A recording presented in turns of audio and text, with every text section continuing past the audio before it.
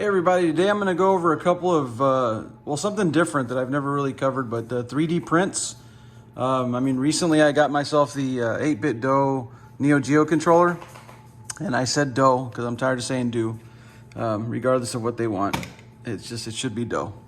So yeah, man, I'm converted. But yeah, I recently got this controller and it works well with the Steam Deck, and I even have it working on the Dreamcast and a lot of other different devices. But one of the things that I did have a while back is this Unico 26-inch monitor. And if you've seen my videos, you noticed that I had it sitting on like a pizza box because I didn't have any kind of a stand or anything. I mean, these are meant to be retrofitted into like an arcade machine. And when I got this, I don't have an arcade machine, so I had to, basically prop it up and figure out a way to just kind of set something up. So I always wanted to have some solution to stand this up, and I did. I bought this stupid thing from IKEA that's made for an iPad, and there's no way in hell it's going to hold this thing up because it's a monster. And I was really looking at a lot of different solutions, and I never really bothered investigating further. I was eventually going to get like a Visa mount system that kind of clips over on the top and the sides and creates like a Visa for non-Visa monitors. And it was going to do that, and then I was going to get an arm and all this other crap. So I never got around to doing all that. But luckily, not too long ago, Todd Retro Frog, and I'll have links to his site and everything. He got himself one of these, and he's actually known for making a bunch of 3D prints and creating, designs for a lot of devices and solutions to some things, like controllers and lots of different things. Anyway, since he did get one of these, the first thing he wanted to do is create some legs for the monitor, because he too was going to just have it standing up on his desk space and all that. So I'm very grateful for that, because he actually released it for free, the files, and then all you'd have to do is just get them printed. Now, the issue that I had is that I don't have I don't have access to 3D printers. I do have a local university that does it, and they're pretty slow. So I have a colleague that offered to do this for me. And then I started looking into like 3D printing, like, hey man, what if I come across other situations where I need something printed? How the hell am I going to do it? 3D printers aren't that expensive. I mean, if you think about if you have like a lot of use for it, you can get a pretty decent starter for like $300 or a little under $300, and it'll do the job, But I'm really not interested in getting a 3D printer because I don't really know what my future holds as far as me needing additional 3D prints. But for the time being, I did have this controller, and he did create a stand for it. But then also the big one for me was, for the monitor, and he created a stand. Now, the cool thing about this is that it has legs on the bottom and the top, so that you can orient it in vertical mode also, which I'll demonstrate that. But I went a little crazy with the 3D prints because I wanted to investigate and figure out, well, what's the best way to do it? What's the cheapest, the best, and the fastest? And so I did it through my my local university, and 2 of these legs took 14 hours to print. So 2 of these took 14 hours, and I need 4. And so I don't even know how long the enclosure took and the buttons, but I'm going to estimate, probably a total of 30 hours maybe to get all this done. My colleague that was willing to help me out, it was like for me, I consider it a one-off, not somebody that I can depend on, or not that I can't depend on him, but I'm not going to burden him with multiple prints or sending him files to see if he can send them to me and all that. I mean, I did pay him to do the job, but it wasn't something that I expected. Turns out what he did for me was a lot cheaper than everybody else, but I mean, I don't know, call it like a friend discount or whatever you want to call it. But again, I'm not going to burden him for the future. So I needed to figure out how to be independent on getting 3D prints done. So this was through the university. The black ones were through the university. These green ones I did through like a broker Like there's an online 3D broker, and I'll find out Treat Space or Treat Maker. I forget what it's called, but I'll leave links in the description if anyone's interested.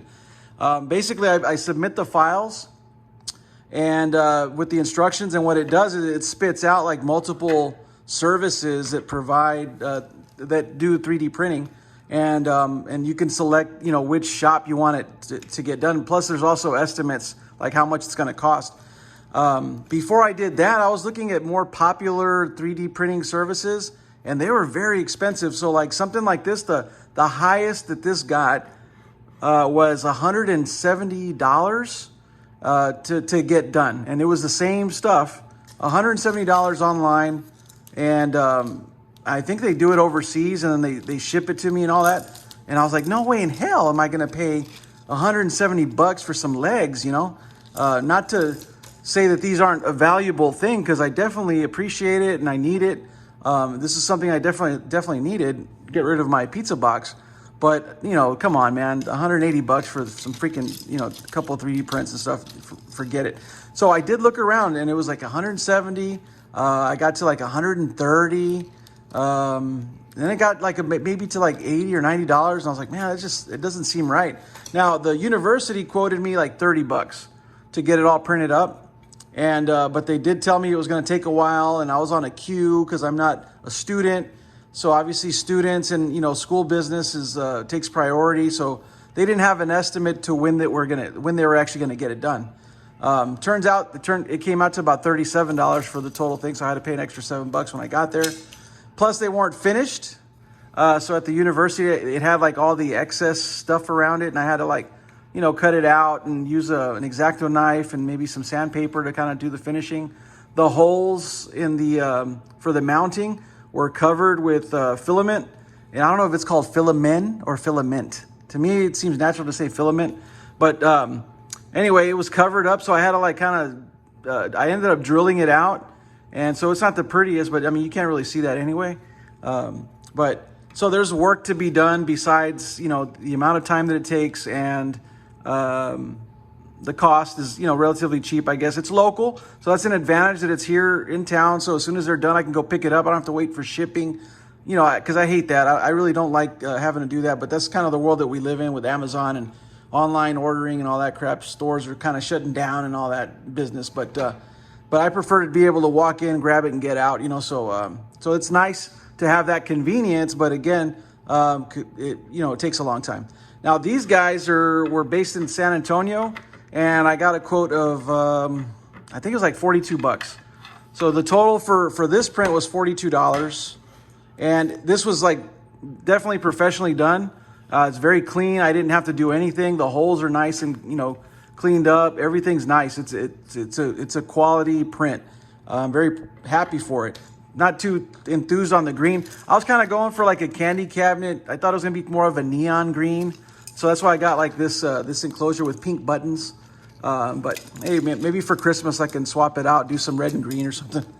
But it was fun just kind of figuring that out. This didn't take too long. As soon as I submitted it, within the next week, I think I received it. Wasn't too bad. Now my colleague did the red, so I did want red with white, with the white buttons, which are right there. And I'll go into the enclosure too in a second. But and that of course came out really nice, professionally done. This is a guy that does 3D prints often.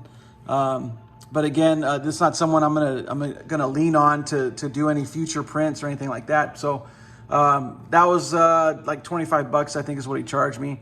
But I also kind of bugged him about this thing too. And I said, hey, how much would you charge if I added this in there? And so he charged me an extra $10 for that. But again, that price, I don't know if that's, that's not realistic.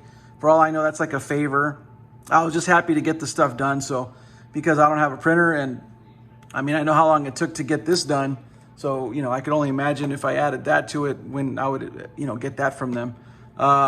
Just because of the whole queue system and, all that. I didn't quote them on this. I didn't get a quote on this at this place, which I probably will, just to see kind of what he tells me. I'm just curious, because he is local. I'm in Texas, so San Antonio is relatively close to where I live, so I didn't think the shipping would take super long. But yeah, so I was just really happy to have a solution to hold up the monitor. So right now I'm in the living room, but I'm gonna end up moving to my my space because there's only so long I can have here with my wife not giving me a hard time. But yeah, I just really wanted to show that off and just kind of showcase it. So this right here is the stand for the 8bitDo controller that Todd made at RetroFrog. Now, for this, you would have to like become a member of his the Printables site, and then you have access to all his prints. It's like $3, man, to get in there, and it's a monthly fee. But I mean, honestly, you can just go in, you know, pay the guy, support him with $3, get the file for this, and then you can get it printed out too. Now, according to him, he did say that this was going to be available, or he's going to make it available at Stone Age Gamer. Yeah, at Stone Age Gamer, he has a lot of his stuff that's available there, and they'll print it for you and ship it to you and all that. I didn't use that service, but I imagine he trusts them, so I don't see why you can't either. But so definitely, this print works out good. It fits nicely in the cradle. That's pretty much it, and it does have a little a stand or holding space for your dongle, so that's cool too. Which I have no use for because I'm using that version 2.0 or that USB 2, because that's really what gives me access to most things. Now for the Steam Deck, it's just straight up Bluetooth, so that's cool. But yeah, it works good. I use the little sticker that I have for my NeoGeo Mini, put a little SNK sticker, and then on the back side I have a larger NeoGeo sticker. But it functions well. It does what it's supposed to do. It's really nice. Definitely a great finish here that I got, with the print. But it does the trick, man. It does what it's supposed to, and it matches my my frog legs. That's what I'm calling them, frog legs. Real quick, just this enclosure is for that on-screen display that it comes with, and it's just like basically it's a board, and so this enclosure it locks that board in there. Plus, it has buttons and a little hole for your LED. Cool thing is too, it has a little cutout for magnets, so you can actually just stick it to the monitor. And like right here, it's fine here because even when I turn it in a vertical orientation, it's still accessible. So it's a cool thing. You don't have a whole lot of wiggle room because of the wire isn't very long. But I mean, that's a really clever idea, is to have the magnets there, man. So it stays on really nice. So that's cool, and it's got kind of like your printed area to where you know what's power, and your menu up and down, or down and up, and then I guess exit. So these are all your buttons, and they function really well. So you can get into your menu by pushing the buttons and exit out of there. So it does what it's supposed to do, man. It does a good job. So all right, so these are the stands. That's how it looks when it's mounted on there. As you can see, it's really mounted from the back, and there's holes for your nut. It'll fit into there. It'll fit in there, and it just tightens up really nice. But you do need to have them if you intend to use it for standing up the monitor also. Then you do need to have all four, because when you tilt it over, then they become legs to hold it up. But yeah, it works really great. It's a great design. Super functional, and it looks cool, man. It looks, it's different. It's not like what you're used to seeing for a monitor, but for what this is and the function of it, it's a great idea. I also made like a bezel for the monitor. So I did create like a plexiglass, and I spray painted it and tried to cut it out perfectly, but it's not perfect, and I still got to clean it up. I can still see some dust on the inside, and I became impatient because the people that cut this for me, they didn't cut it square, so I kind of used like a saw, and I didn't want to wait to take it back to see if they can like fix it up for me. It wasn't that expensive. I mean, it cost me like $20 to get this thing cut, which was a lot cheaper than like Home Depot and Lowe's and all that. They were going to charge like, I think $39, $40. But then my local Lowe's and Home Depot, they don't even cut plexiglass for me. So I kind of got to a point where I was like, damn, what the hell am I going to do? When I tried to order it, I could have ordered a perfect slab of it, perfectly cut from Amazon. And it would have been, I want to say like $49. just to have a cut plexiglass sent to me to spec to what I needed. And I just happened to come across a local glass company, and I called and asked if they do plexiglass, and they asked like, well, what size did you need? I gave them the dimensions, and they told me it was like $20, $22. I was like, oh shit, of course. So I went ahead and ran with that, and it worked out. I'll probably end up getting a new one, because the way I ended up doing this with the bezel is I did drill holes to mount it in, but with the legs. And if you cut it just right, it just slides in, like it locks into place.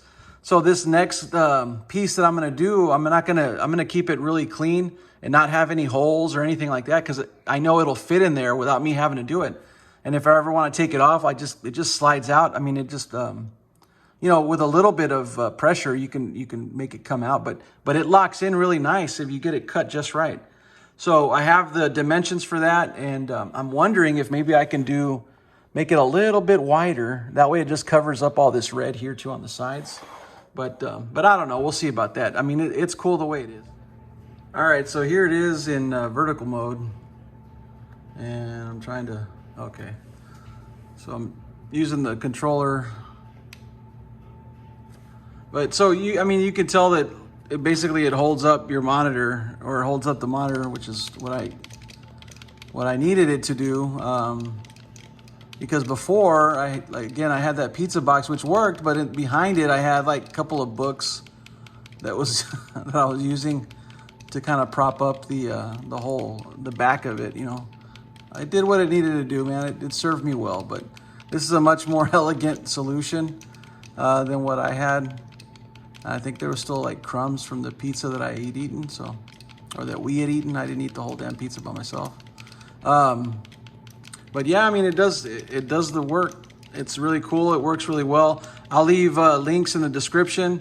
I really do encourage you, if this is something that you wanted, even if it's the stand for the controller, definitely check out the link and support Todd and his endeavors with the 3D stuff that he does, because he puts this out for the community. I mean, the stands were absolutely free. I didn't even have to join his Printables site.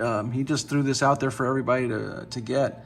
I'm sure there are not a whole lot of us that have this monitor, but for those that do and are using it for an application other than putting it into an arcade machine, because in that case, there's really no need for these. But for me, I'm using it as a desktop type of a monitor, so it was perfect. I mean, it worked out exactly the way I wanted to. I learned a lot about 3D printing, as far as like where to go and how to get it and how long it takes and all that kind of stuff. But yeah, man, I'll leave links in the description. Check out his site. You can follow him too. He's on Twitter. I'll leave all his stuff, his YouTube page. Twitter is where he's more active. But yeah, man, show your love, show your support, because he makes some really cool stuff, man. And this really worked out for me, so I'm really grateful for that. But till next time.